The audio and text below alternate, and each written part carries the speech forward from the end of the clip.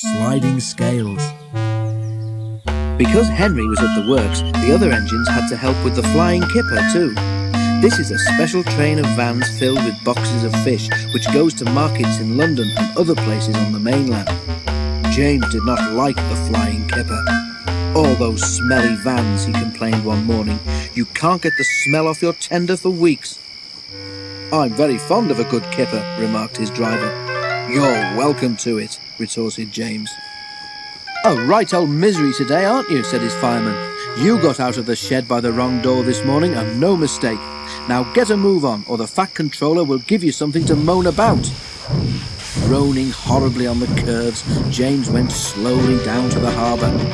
The vans for the train were already in the shed, while men in aprons worked busily, loading them with boxes of fish.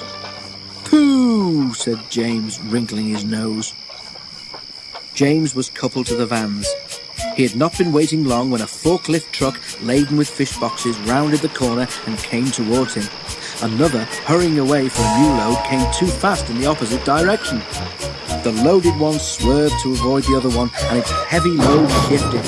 6 full boxes slipped from the top of the pile and burst open on the rails in front of James. James closed his eyes in horror. Ugh! He shuddered. Broken fish and boxes lay everywhere. For once, James was right. The smell was not nice. Luckily, there was plenty of time for the men to clear up the mess before James had to leave. "A good job the boxes didn't fall on you, James," said his driver, winking at the fireman. James shuddered again. The idea was too awful to think about. At last, all was ready, and the guard showed his green lamp. "Thank goodness," said James to himself.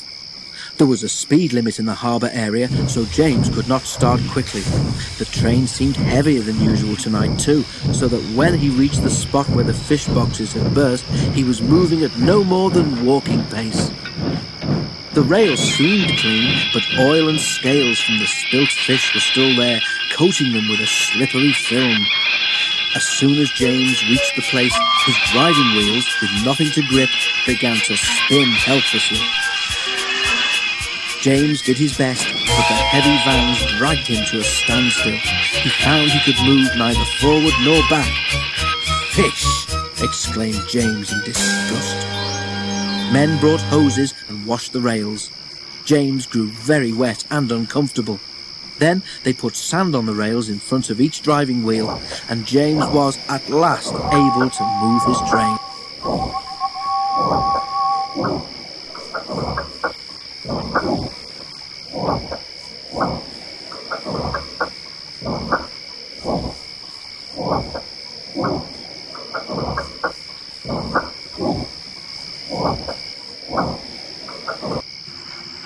He was very late, but at least he was off the fish quay.